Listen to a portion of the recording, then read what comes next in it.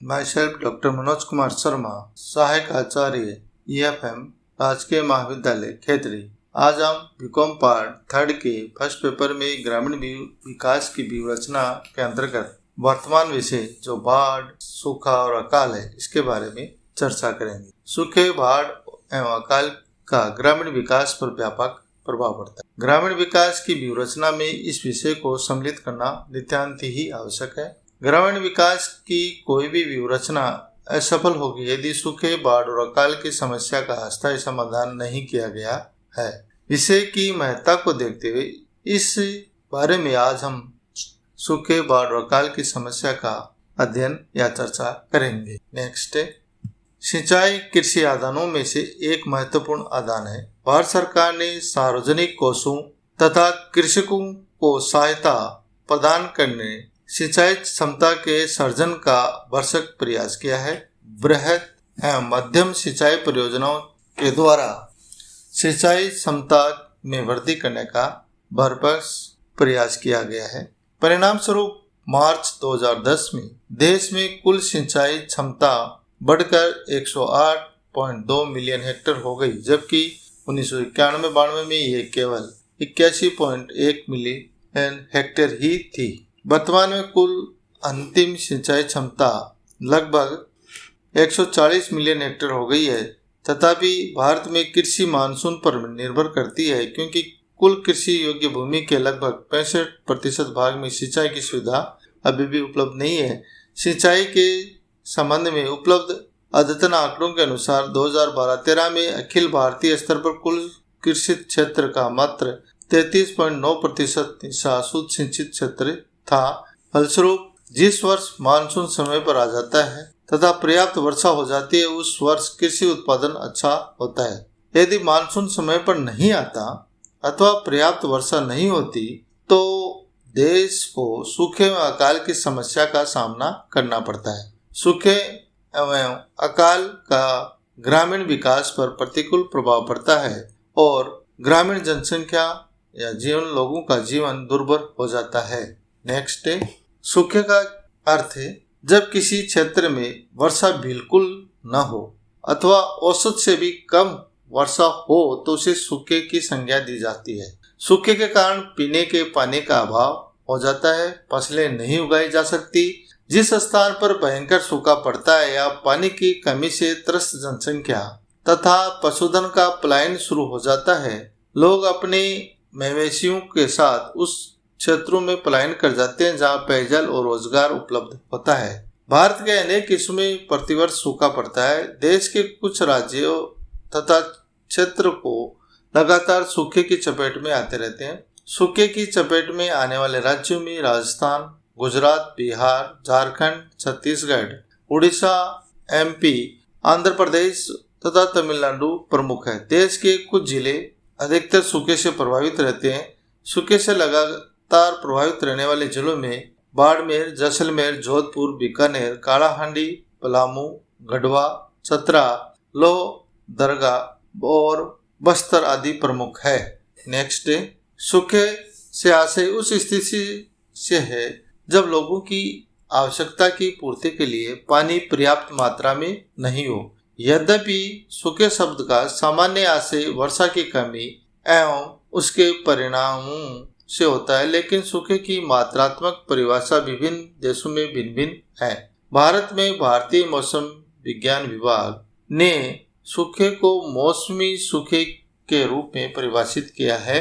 Next, यदि किसी मौसम विज्ञान संबंधी उपखंड में दीर्घकालीन औसत से 25% या उससे अधिक मात्रा में वर्षा की कमी रहती है तो उसे मौसमी सूखे की संज्ञा दी जाती है। यदि वर्षा की कमी 50% से अधिक रहती है तो IMD इसे भयंकर सूखे की श्रेणी में रखता है। नेक्स्ट है, सूखे के प्रकार।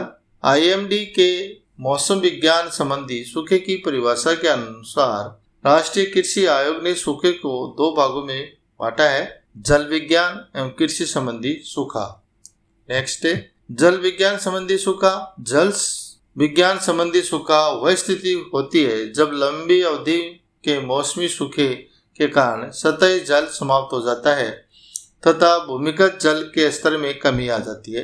परिणाम स्वरूप पशुधन एवं मानवीय आवश्यकताओं के लिए पानी की भयंकर कमी हो जाती है।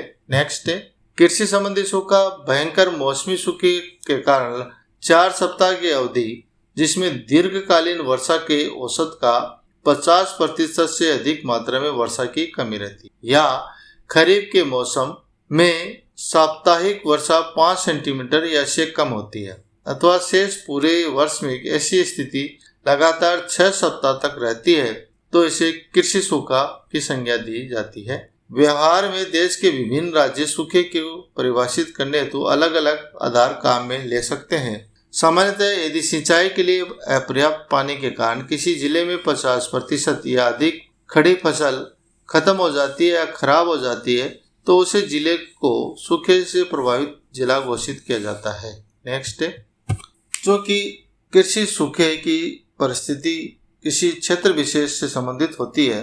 स्थानीय परिस्थितियां भिन्न भिन्न क्षेत्रों में अलग अलग हो सकती है, अतः सूखे की घोषणा करने का निर्णय जिला स्तर पर होता है। केंद्र सरकार की इस संबंध में कोई भूमिका नहीं होती, अतः किसी जिले को सूखे से प्रभावित घोषित करने का दायित्व पूर्णतः राज्य सरकार पर होता है। जिला कलेक्टर फसलों की गिरदावरी के आधार पर अपने जिले में सूखे की स्थिति का आकलन करता है। यदि जिले में 50% से अधिक फसल क्षतिग्रस्त हो पाई जाए तो उस जिले को सूखे से प्रभावित घोषित कर दिया जाता है। तत्संबंधी रिपोर्ट राज्य के राजस्व विभाग को भेज दी जाती है।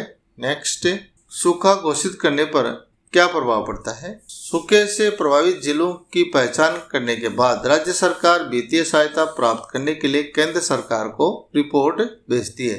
राज्य की रिपोर्ट के आधार पर केंद्र सरकार एक टीम या कार्यदल को वस्तु स्थिति का अध्ययन करने हेतु राज्य सरकारों के पास भेजती है।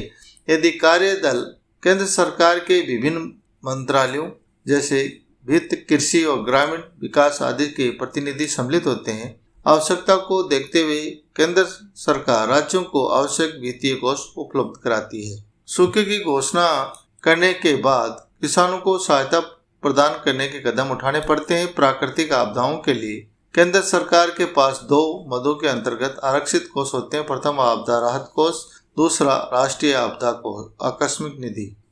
प्रथम कोष का प्रशासन राज्य सरकार द्वारा किया जाता है, लेकिन प्रत्येक राज्य के लिए इस कोष की राशि का 75% अंशदान केंद्र सरकार द्वारा दिया जाता है, जबकि दूसरी ओर राष्ट्रीय आपदा आकस्मिक निधि एक केंद्रीय कोष है। नेक्स्ट, कोष की देखरेख। यदि सूखे से किसानों को राहत प्रदान करने हेतु केंद्र द्वारा कोष उपलब्ध कराए जाते हैं, लेकिन केंद्र सरकार इस बात की मॉनिटरिंग नहीं करती कि इन कोषों को कैसे और किसके द्वारा वास्तव में खर्च किया जाता है। केंद्र सरकार इसके लिए राज्य सरकार द्वारा दिए गए ब्यौरे एवं सूचनाओं पर पूर्णतः आश्रित है।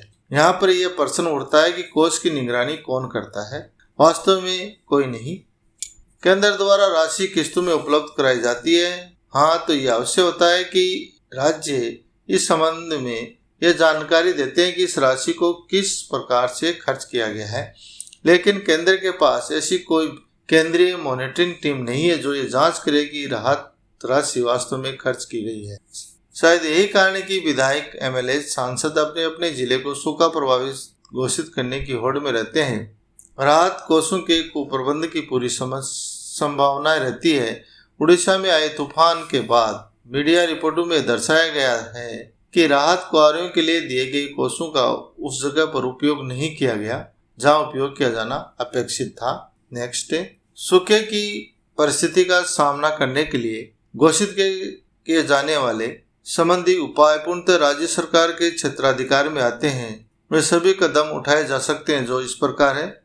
सूखे से प्रभावित क्षेत्र में राजस्व वसूली का स्थगन, ऋणों की ब्याज की माफी, कार्य के लिए खाद्य कार्यक्रम, सीधी नगद राशि प्रदान करना, फसलों की क्षति के लिए सहायता राशि, पशुधन और चारे के लिए हुए नुकसान हेतु सहायता, ऋणों की वसूली या तो रोक दी जाती है या निश्चित अवधि के लिए स्थगित कर दी जाती है, पेयजल, चारे और खाद्यान्नों की आपूर्ति करना आदि। नेक्स्ट, फसल की लिए सूखे की घोषणा के बाद उपयुक्त उपाय स्वतः ही शुरू नहीं होते, अपितु राज्य सरकार को इस दिशा में कदम उठाने पड़ते हैं।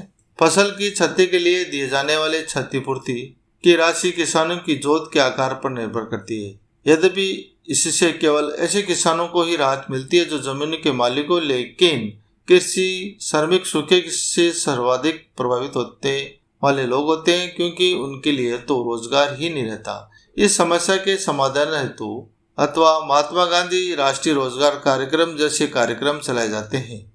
सूखे से प्रभावित क्षेत्र में पेयजल की कमी हो सकती है, अतः इसके लिए विशेष उपाय किए जाने आवश्यक होते हैं। सरकार पेयजल की उपलब्धता वाले स्थानों में पानी के परिवहन और द्वारा गांवों नालियों में पेयजल उपलब्ध कराने की व्यवस्था करती है। पेयजल उपलब्ध कराने का व्यय की राशि का भुगतान भी केंद्र सरकार द्वारा किया जाता है। प्राय रेल मंत्रालय द्वारा सूखे से प्रभावित क्षेत्रों में पानी के परिवहन की निःशुल्क व्यवस्था की जाती है। सूखे के कारण पशुओं के लिए भी चारे पानी की विकट समस्या उत्पन्न हो जाती है। इस स्थिति का सामना करने के लिए पशुपालकों को चारा खरीदने के लिए कुछ नगद राशि या सब्सिडी भी प्रदान की जाती है। भारतीय कृषि अनुसंधान परिषद किसानों को सलाह देती है कि वह अल्प समय में पकने और तैयार होने वाले शुष्क फसलें उगाएं जो नियमित फसल का कम से कम एक आंशिक विकल्प हो। नेक्स्ट, सूखे के कारण और यह सूखा बार बार क्यों पड़ता है, इसके भी कई कारण होते हैं। नेक्स्ट, वनों की अंधाधुंध कटाई, ईंधन की बढ़ती हुई खपत, इमारती लकड़ी तथा फर्नीचर की मांग में वृद्धि, कृषि के लिए अधिकाधिक भूमि को काम में लेने हेतु वनों की अंधाधुंध कटाई की जाती है। भारत में कुल भूमि का केवल 20.55% भाग में वन है, जबकि राष्ट्रीय वन नीति के अनुसार कम से कम 1/3 भूभाग पर वन होने चाहिए। भारत में वन क्षेत्र विश्व के वन क्षेत्र का 2% है, जो विश्व की 17.5% जनसंख्या तथा 14% पशुओं का भरण पोषण करता है। कुछ राज्यों में तो वन क्षेत्र बहुत ही कम है। उदाहरण के लिए पंजाब, हरियाणा, राजस्थान में कुल क्षेत्रफल का मात्र 8.94% भाग पर वन है। एक और वन क्षेत्र में कमी, दूसरी ओर देश में वनों की अंधाधुंध कटाई, जिसके परिणाम स्वरूप देश में बार बार सूखा पड़ता है। नेक्स्ट, पानी को रोकने की व्यवस्था का अभाव, देश में अनेक क्षेत्रों में जमीन ढलुआ होने के कारण खेत में पानी नहीं रुकता। वर्षा के पानी को रोकने के लिए चेक डैम जैसी कोई व्यवस्था नहीं है। सिंचाई साधनों का अभाव, यद्यपि स्वतंत्रता प्राप्ति के बाद अनेक बड़े बड़े बांध बनाए गए, नहरें निकाली गई, नलकूप और सिंचाई के अन्य साधनों का विकास किया गया, तथापि केवल 40% कृषि भूमि को ही सिंचाई की सुविधा उपलब्ध है। नेक्स्ट, विद्युतीकरण का अभाव, देश के लगभग 14% गांव अभी भी विद्युतीकरण की सुविधा से वंचित है। गांव में विद्युतीकरण की कमी अथवा दूसरे तकनीकी कारणों से सिंचाई योजनाएं कार्य नहीं हो पाती, अतः लगातार सूखा पड़ता है। अल नीनो प्रभाव, प्रशांत महासागर में पिछले 50 साल से भी अधिक वर्षों के दौरान असंतुलित मौसम के कारण इंडोनेशिया, फिलीपींस में सूखे की स्थिति से पश्चिमोत्तर भारत में सूखे की चपेट में आ सकता है। नेक्स्ट, यह आशंका अमेरिकी विदेश विभाग के एक दस्तावेज में वैज्ञानिकों के हवाले से जाहिर की गई है। दस्तावेज में यह बताया गया है कि अल नीनो नाम से प्रचलित यह असाधारण प्राकृतिक घटना 1990 में से घटित आ रही है और इससे विश्व के मौसम पर प्रतिकूल प्रभाव पड़ने लगा है। इसके कुछ लक्षण नजर भी आने लगे हैं। अल नीनो प्राय तब पैदा होता है जब पश्चिमी गोलार्ध प्रशांत महासागर क्षेत्र से गर्म धारा पूर्व दिशा की ओर बहने लगती है। इन गर्म धाराओं के कारण विश्व भर में मौसम की स्थिति बदल जाती है, जिससे कुछ भागों में वर्षा और कुछ भागों में सूखे की स्थिति उत्पन्न हो जाती है। दस्तावेज में अमेरिकी मौसम विशेषज्ञ वेरोनोकोस्की के हवाले से कहा गया है कि यदि अल नीनो जारी रहता है तो भारत में मौसम शुष्क रहने लगेगा, जबकि भारत के अधिकतर किसान अपनी सिंचाई जरूरतों के लिए वर्षा पर निर्भर रहते आए हैं। श्री कोस्की के मतानुसार मानसूनी वर्षा छिटपुट होगी और उसके आने में कुछ विलंब भी हो सकता है। इसके बाद मानसून का आगमन मध्य प्रशांत की गर्म धाराओं पर निर्भर होगा। इससे मानसून की क्षमता पर प्रतिकूल असर पड़ेगा तथा उसके पूर्ववर्ती प्रवाह के कारण पश्चिमोत्तर भारत में सूखे की स्थिति उत्पन्न हो जाएगी। नेक्स्ट, दक्षिण पश्चिम मानसून की अनियमितता, भारत में अधिकांश वर्षा दक्षिण पश्चिम मानसून से होती है, जिसका समय 1 जून से 30 सितंबर तक है। दक्षिण पश्चिम मानसून प्राय अनियमित रहता है।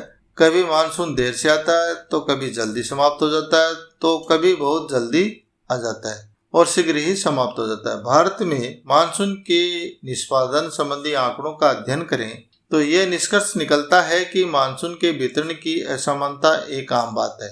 भारत में पूरी मानसून अवधि में वर्षा होती है और उसका 1/3 वर्षा सामान्यतः जुलाई में ही होती है। अतः जुलाई का महीना कृषि संबंधी गतिविधियों की शुरुआत करने और भूमिगत जल का स्तर बढ़ाने की दृष्टि से बहुत ही महत्वपूर्ण है। लेकिन वर्ष 2002 जुलाई माह में हुई वर्षा सामान्य वर्षा का लगभग आधी थी और बाद में के महीनों में वर्षा की कमी रही। परिणाम स्वरूप देश में भयंकर सूखे का सामना करना पड़ा।